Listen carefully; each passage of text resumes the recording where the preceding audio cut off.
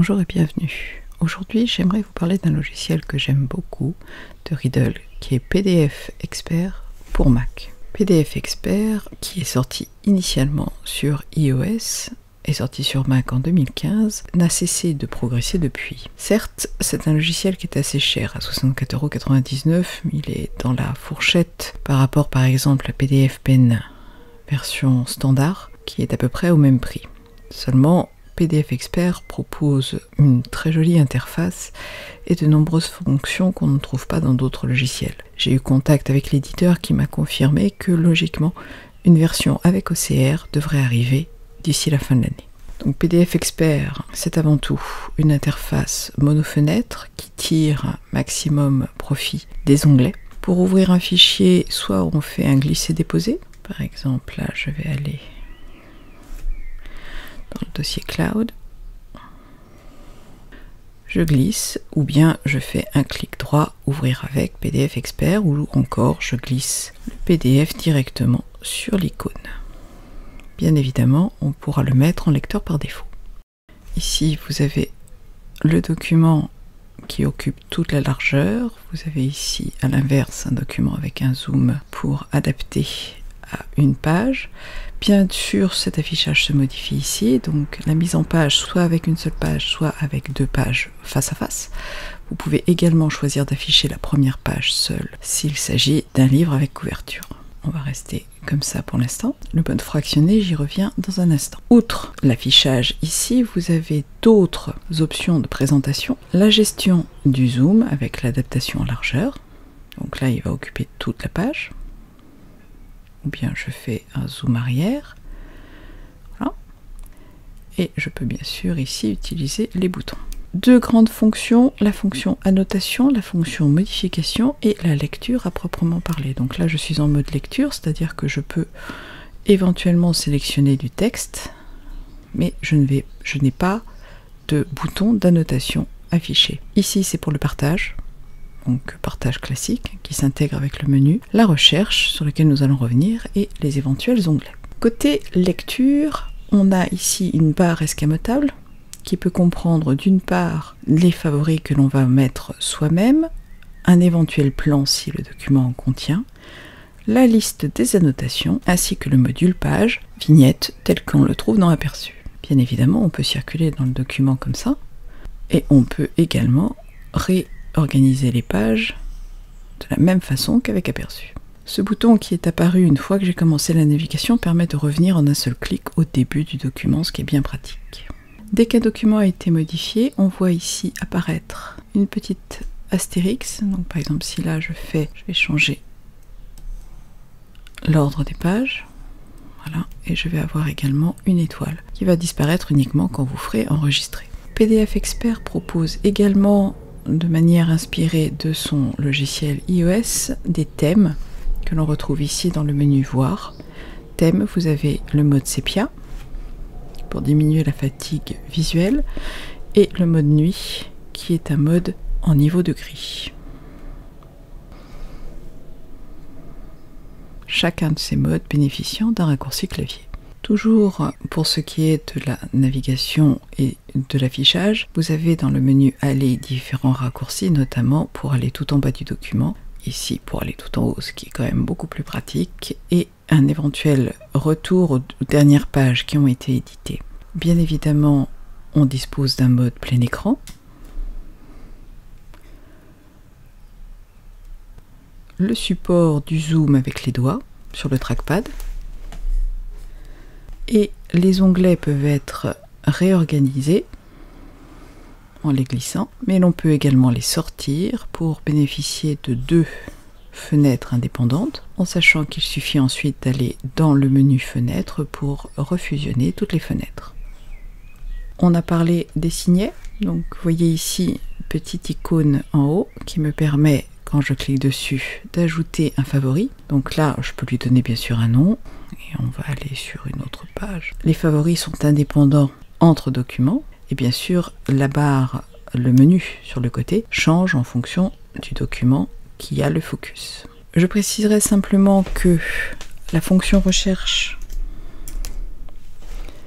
fonctionne à la fois sur le document qui a le focus, mais également sur l'ensemble des documents actuellement ouverts dans le logiciel. PDF Expert propose un mode de vignette qui permet d'une part de réorganiser les pages facilement, de fusionner en ajoutant un fichier, il additionnera toutes les pages, d'extraire, de pivoter une par une les pages. Si vous avez déjà essayé de faire ça dans Aperçu, vous voyez que c'est nettement plus simple. Là, il me suffit par exemple de sélectionner 2 pages pour les pivoter ensemble sans que ça touche au reste du document. Je peux ici les partager uniquement les pages qui sont en sélection et je peux également facilement extraire une page. J'ai fait mon extraction sans difficulté. Je peux bien évidemment également faire un glisser sur le bureau. Pour fusionner un document, on n'a même pas besoin de passer par le mode vignette. On peut très bien le réaliser directement par le menu et choisir par exemple 2 éléments dans le Finder, le fusionner. Le document créé contiendra la totalité des pages du document. Il va s'ouvrir directement dans PDF Expert. Je n'ai pas parlé du mode d'affichage fractionné. Si j'ouvre 2 PDF différents et que je souhaite par exemple réaliser une comparaison entre les 2 documents, il me suffit de survoler la zone de jonction des onglets et d'appuyer sur le petit sigle. À partir de là, l'affichage est donc partagé, fractionné, et permet de naviguer dans l'un et dans l'autre, puisqu'on a 2 barres, 2 ascenseurs. La barre latérale prendra le focus en fonction du document ou de l'onglet qui est actif. Cette fonction devient encore plus intéressante en faisant un clic droit et mode fractionné. Vous voyez que l'on peut synchroniser zoom et défilement. À partir de là, peu importe si les 2 documents sont exactement face à face, vous pouvez les faire défiler ensemble. On peut inverser, changer les documents à droite et à gauche ou modifier le mode fractionné par exemple pour passer en horizontal. On peut avoir un défilement synchronisé ou pas. Pour désactiver facilement, il suffit de recliquer ici et désactiver l'affichage. On retrouve le mode onglet. On ne peut avoir que 2 documents mis en affichage fractionné. Outre les capacités de lecture, PDF Expert est surtout un très bon logiciel pour annoter les éléments. Donc ici j'ai affiché la liste des annotations. Vous voyez que ce sont des annotations que j'ai créées il y a déjà un petit moment. Il me suffit de les déplacer et je peux les modifier grâce à une barre intelligente contextuelle qui se modifie en fonction. J'ai accès ici facilement aux différentes polices de caractères, leur taille, ce qui rend les choses beaucoup plus faciles qu'avec Aperçu. Par exemple, notamment pour changer le fond et la couleur d'arrière-plan qui est nettement plus simple comme ceci. Je peux d'un seul clic supprimer une annotation, naviguer entre les annotations et puis bien sûr en rajouter. Donc là je vais cliquer sur annoter et j'ai ici une barre. Alors cette barre elle a la particularité de pouvoir se positionner à différents endroits de l'interface en sachant que de toute façon elle ne masquera pas la barre latérale. Donc là par exemple pour ce qui est du soulignage, ça s'applique de façon extrêmement simple. Et là, je vais changer de couleur, par exemple. On va mettre un rose. Au fur et à mesure, ma barre d'annotation se met à jour. Pour ce qui est du soulignage, même chose. On a 2 styles différents. Et il suffit de glisser sur le texte. Ici, c'est pour barrer du texte. Même chose, je change comme je le souhaite. Pour ce qui est de l'outil stylo, c'est-à-dire outil à main levée de dessin, voilà. Je change la largeur de la ligne, la couleur et je dessine. Je peux effacer grâce à l'outil gomme en sachant que de toute façon il me suffit également d'aller ici pour faire un clic et supprimer. Remarquez qu'on peut gérer facilement la transparence et la couleur. Même chose pour l'outil effaceur qui peut être modifié. L'outil texte fonctionne comme tous les outils texte. On écrit et voilà. Sauf que ici, j'accède au changement de police de caractère, à la taille. Je peux pivoter mon texte comme je le souhaite. Je change la couleur et l'arrière-plan que je peux éventuellement supprimer. Les formes, c'est la même chose. Je choisis celle que je souhaite. Je change son contour, son opacité, sa couleur et son éventuel remplissage. Même chose pour ce qui est des flèches ou des lignes droites. Côté notes, c'est plus smart qu'aperçu. Donc je clique, je rentre ma note, elle ne supportera que du texte. On peut simplement les déplacer, les supprimer. Les tampons sont très classiques. Je sélectionne, je positionne et je redimensionne le cas échéant. Les tampons sont réalisés et disponibles en anglais. Néanmoins, si l'on ne peut pas les modifier ici, ça ne posera pas de problème d'aller et de créer son propre tampon personnalisé. Donc là, on va dire ajouter un timbre. Je peux ici modifier par exemple le texte, changer son type, ajouter la date, l'heure ou tout simplement importer directement une image. Par exemple, je vais utiliser cette capture d'écran comme un tampon et il ne me sera pas très compliqué de pouvoir préparer un tampon et l'enregistrer. Ils seront ensuite listés et il n'y aura pas de difficulté pour passer de l'un à l'autre. La partie signature est intéressante. Elle ne fonctionne pas comme aperçu. PDF Expert ne permet pas de supprimer les fonds. C'est une notion à avoir. Donc on peut créer au clavier, ce qui vous permet d'avoir une police de caractères comme si vous aviez écrit. Donc au trackpad.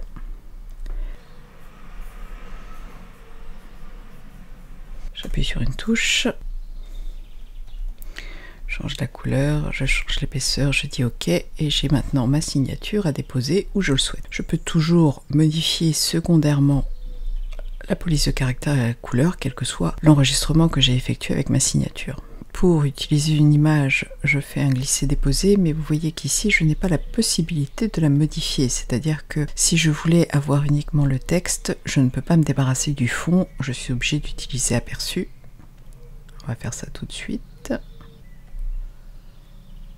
Hop. Et je ferai disparaître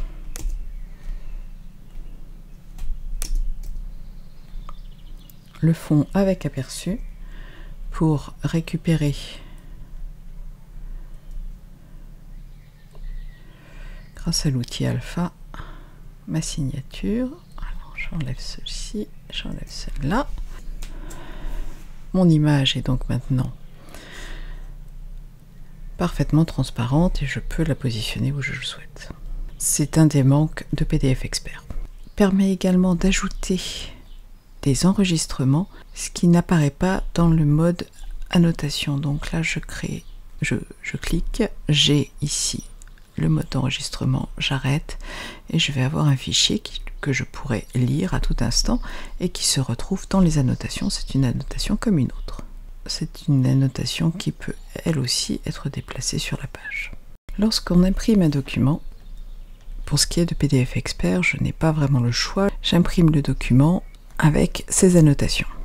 Si je veux simplement exporter le document pour le partager, je peux exporter le document avec le sommaire des annotations comme un fichier HTML, texte ou Markdown. Par exemple, là, je vais faire Markdown, on va le mettre sur le bureau, et j'ai ici la liste de tous les éléments que j'ai ajoutés sur le PDF dans un format que je peux réutiliser. Bien évidemment, on peut également enregistrer le fichier avec ces commentaires qui restent éditables ou les aplatir, ce qui veut dire qu'après on ne pourra pas, par exemple là je vais changer son nom, on ne pourra plus les modifier.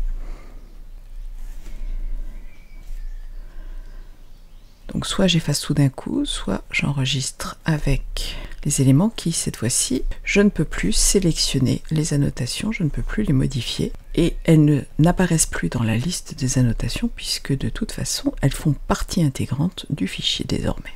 Une fonction bien pratique est de pouvoir définir un mot de passe en direct sans avoir besoin de passer par le module d'enregistrement. Là, mon document est protégé par le mot de passe. Si j'essaye de l'ouvrir, il va essayer de s'ouvrir dans Aperçu. Vous voyez que c'est compatible avec Aperçu. Il n'y a pas de protection par contre par Touch ID. Donc PDF Expert. Là, je peux le déverrouiller et je peux également demander à supprimer le mot de passe. mon fichier redevient lisible quel que soit le logiciel.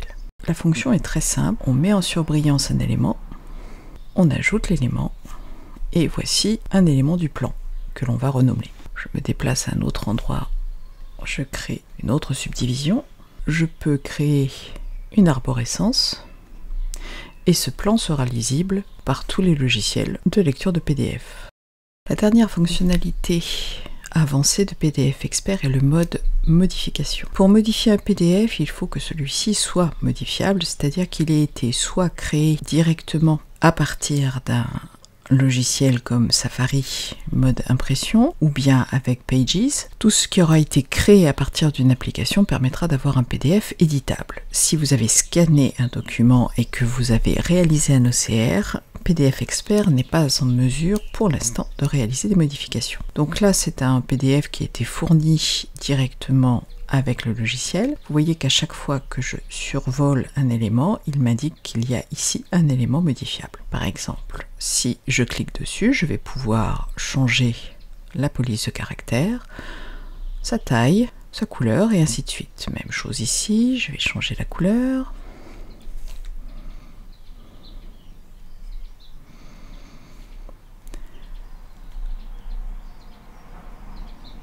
Sa taille et même le centrage. Ce qui marche pour le texte marche également pour les images. En faisant un clic sur l'image, j'ai ici la possibilité de la remplacer, c'est-à-dire utiliser une autre image que j'ai quelque part stockée. Par exemple, on va mettre le filigrane. Je peux l'exporter, c'est-à-dire que je peux la récupérer en format image. On va aller un petit peu plus loin, je vais faire celle-ci. Je survole, je peux ici exporter mon image. Et donc je la récupère sur le bureau. Je peux la recadrer. Ici, cela va changer ce que l'on voit, la partie que l'on voit de l'image. Je confirme. Je peux également, vous l'avez vu, en la recadrant, réaliser un zoom si besoin. En dehors de l'image et du texte, on peut également créer des liens. Donc là, il s'agit de sélectionner une partie de texte ou une image et de réaliser un lien. Donc ça peut être un lien vers une page. Par exemple, je veux que ça aille ici. Si je sors du mode modification, si je survole le lien, je clique dessus et je vais me déplacer sur la cible.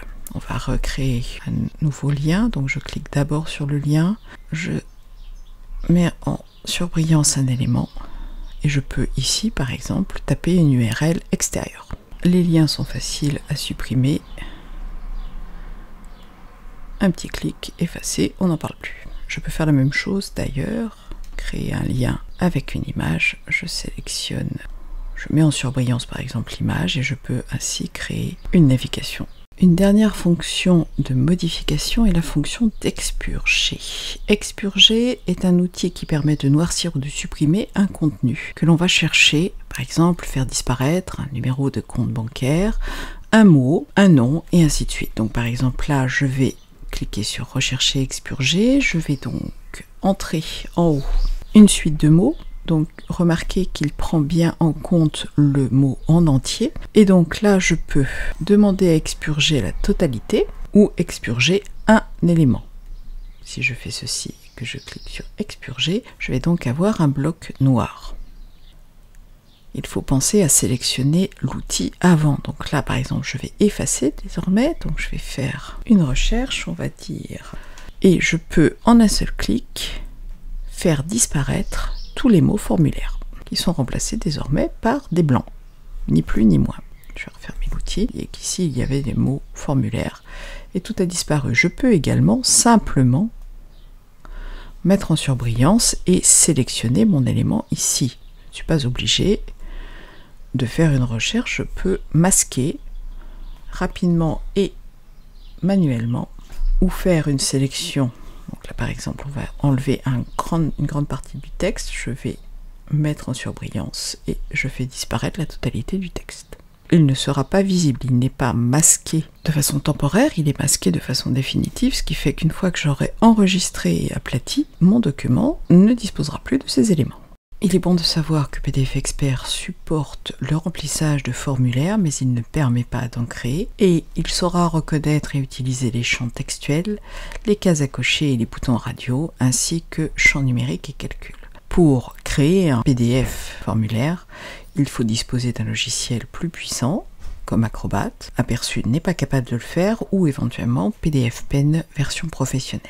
PDF Expert a de multiples raccourcis clavier. Dans ses préférences, on pourra modifier le comportement, l'auteur, le fait de souligner les hyperliens, les champs de formulaire, ou activer ou non la fonction de transfert vers iOS. J'aurai l'occasion d'y revenir en présentant la version iOS à proprement parler. Mais sachez qu'une fois que vous avez le même compte iCloud sur 2 appareils, si vous ouvrez PDF Expert, vous pouvez utiliser la fonction de transfert pour continuer les annotations sur l'une ou l'autre plateforme sans réaliser de copier-coller. Le document est édité en local, qu'il soit sur l'appareil iOS ou qu'il soit sur le Mac. Pour conclure, PDF Expert est un excellent logiciel de lecture, d'annotation et de modification de PDF. Pour moi, il a remplacé Aperçu. Une petite précision, contrairement à Aperçu, il ne sait pas utiliser les images. Il n'est dédié qu'au PDF. Voilà, j'espère que cette présentation vous aura donné envie de l'essayer. Pour ma part, je vous retrouve bientôt pour un nouveau tuto. Bye bye!